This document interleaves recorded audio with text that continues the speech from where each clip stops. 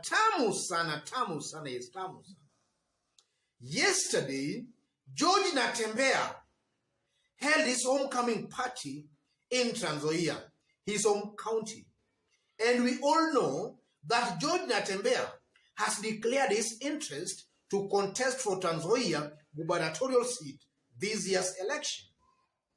So yesterday, George Natembeya attracted a very huge crowd that shocked a majority of Kenyans because that was not expected. And some Kenyans actually were joking that a combination of Kalonzo's rally yesterday, William Ruto and Raila Amolo Odinga, could not match that of George Natembeya. Because we know yesterday, Kalonzo had his public rally in Makueni, Ruto was in Kirinyaga, Raila was in Murang'a, but their rallies were not all that attended. But on the other side in Western, George Natembeya, just a candidate seeking for a gubernatorial seat, he attracted somehow an abnormal kind of a crowd, considering that is just somebody seeking for the seat of a governor. And Kenyans have been talking. So I want to just have a look at this short clip of the kind of a reception George Natembeya was given as he was entering into the venue of the rally. Have a look at this.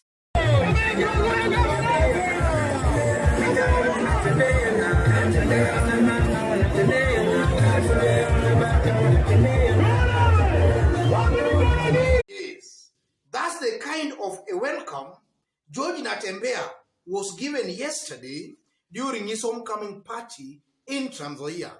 And considering that he's just a gubernatorial candidate and not a presidential candidate, that kind of a welcome was a good show. A show that some Kenyans again were joking that a combination of Wetangula and Mudavadi could not attract such kind of a support or such kind of a crowd in Western. So, what is the relevance or rather the significance of the Natembeya factor in Western Kenya politics, or rather in the Mulembe politics? To accurately answer that question, we must first of all look at the political reality in Western as things stand today. In Western, as I talk, the battle for the Luhya vote is between Raila Odinga and William Ruto. And Western vote as it is today is split into two. We have the Bukusu vote, and then we have the other sub-tribes of the Luhyas. The other sub-tribes of the Luhyas, a majority of them, if not 70 to 80%, are currently angling in the Azimio team. But if you come to the Bukusu vote, it's somehow kind of a 50-50 kind of a situation. So, how is Natembeya coming into all these things?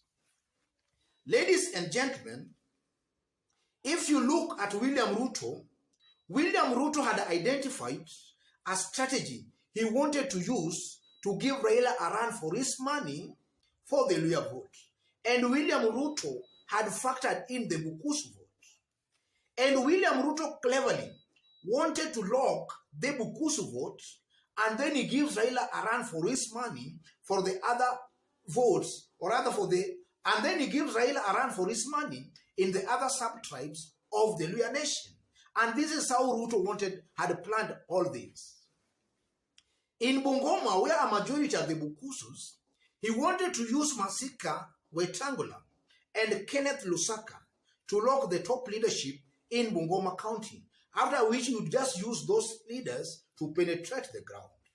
In Trans Nzoia, which is also predominantly Bukusu, with a good presence of the Kalenjin votes, he wanted to use Chris Wamalwa to lock the gubernatorial seat, and then Alan Chesang in the senatorial seat, because average Alan Chesang is a strong aspirant in Trans Nzoia.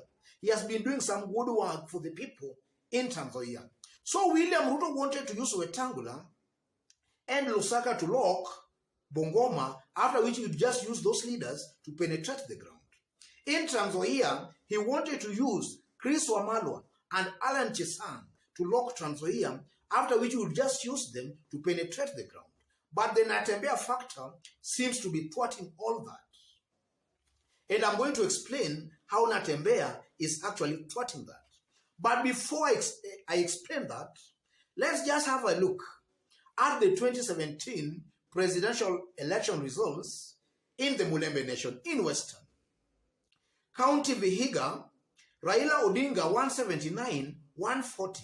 Uhuru Kenyatta 18 to 75. Bungoma, Raila 284, 786. Uhuru Kenyatta 126, 475. Kakamega, Raila 484, 157. Uhuru Kenyatta 63, 399. Busia, Raila 239, 296. Uhuru 34, 239. Trans Nzoia, Raila 134, 312. Uhuru Kenyatta 110, 489. If you look at these results, it's very clear that Raila has a super majority in Vihiga, Busia, and Kakamega. But now his win narrows in Bungoma and in Trans Nzoia. In Trans Nzoia, we can explain because of the good Kalenjin presence there. In fact, in Trans Nzoia, we have two constituencies that are mainly Kalenjin dominated. That's Cherangani of Joshua Kutun and Endebess of Robert Pukose. Those are predominantly Kalenjin constituencies. But nonetheless, Raila managed to win in Trans Nzoia. And I'm going to explain exactly what is happening here. And then in Bungoma again, you are seeing the win was not all that big. Raila 284, 786. Uhuru 126, 475. So Uhuru performs better in the Bukusu-dominated counties. That was in 2017. And from where I sit, I tend to believe things have not changed much. So William Ruto wanted to use the kind of support maybe he was enjoying as courtesy to the Bukusu vote. Because as things stand today, if you look at those who voted for Jubilee, a majority of them are currently supporting William Ruto in Western. Though some have maybe joined Azimio, but a good percentage of those who voted for Jubilee, those are people who all along have not been voting for Raila Amolo Odinga. A majority of them, if you hear lawyers supporting William Ruto, those are the ones who have been voting for Jubilee Party. So William Ruto wanted now to lock in by bringing the likes of Wetangula and also Mudavadi to maybe add on to that kind of a support. But as he does that, William Ruto is cleverly killing Musalia Mudavadi and cleverly killing Moses Masika Wetangula. So William Ruto wants to actually inherit Wetangula's votes and Musalia's votes, but actually he wants to inherit their vote by actually killing them politically. But unfortunately, as he kills Wetangula and Musalia Mudavadi, new ethnic kingpins are emerging in the Bukusu land. And such new ethnic kingpins are emerging in the name of Natembeya and Eugene Wamalwa. So in this situation, Natembeya actually thwarts William Ruto's game plan in the Bukusu land because Natembeya's rise is actually helping in building Eugene Wamalwa in the Bukusu nation. Because Natembeya, as things stand today, has joined Eugene's party, DAP Kenya. And something tells me at the back of my mind that as time goes by, Eugene Wamalwa is going to emerge as the de facto political kingpin of the Bukusus. So Eugene will have it very easy convincing the Bukusu nation where to cast their votes as opposed to Wetangula, who will be dying politically. And William Ruto is cleverly killing Moses Masika Wetangula's popularity. Natembeya, ladies and gentlemen, is a given fact that if you ask an average resident of Trans Nzoia between Natembeya and Chris Wamalwa, who they will prefer to vote for as a gubernatorial candidate, George Natembeya will emerge as the preferred candidate. George Natembeya is averagely stronger on the ground compared to Chris Wamalwa. And I'm saying that also based on recent opinion polls that have been done in Trans Nzoia. George Natembeya has a head start. So the Azimio team, through the AP party, through Eugene Wamalwa, are cleverly using George Natembeya to actually revamp the fortunes of Azimio in the Bukusu nation. On the other side of the Mulembe nation, Raila already commands a fanatical support that irrespective of who emerges, Raila already has that support. But on the Bukusu side, it was somehow a 50-50 kind of affair. But thanks to Natembeya, who is just actually now thwarting that. And Natembeya is actually building Eugene Wamalwa through the AP party. So as time goes by, Eugene will automatically come out as the de facto political kingpin of the Bukusu. And that's an area William Ruto had identified the Bukusu vote. He wanted to lock the Bukusu vote first before now giving Raila a run for his money in the other sub-tribes of the Luya nation. But now that the Bukusu vote also is appearing to be slippery, it will be very hard for Ruto now to convince the other sub-tribes of the Luya nation maybe to impress him. But assuming he could have succeeded in maybe locking the Bukusu vote, it could have also been very easy for William Ruto to convince the other sub-tribes of the Luya nation to maybe impress him.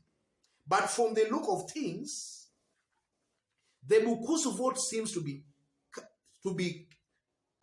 Bukusu vote appears to be getting slippery for William Ruto. Because now, he wanted to use Wetangula, Kenneth Lusaka, Chris Wamalwa, and Alan Chesan. But the emergence now of George Natembeya seems to be attracting attention. And that attention is good for perception. That perception is good for politics. The Azimio team are going to use Natembeya through the AP party, through Eugene Wamalwa, to thwart William Ruto's forays or other game plan in the Bukusu land and to a larger extent in Western Kenya. Otherwise, ladies and gentlemen, before I conclude, let me just remind you that if you've just bumped here for the very first time, kindly subscribe, give this video a like. Give it a like, please. For those watching us outside Kenya for the very first time, drop a comment, let us know from which part of the globe you are watching us from. If possible again, subscribe, give this video a like. Thank you, God bless you, God bless Kenya.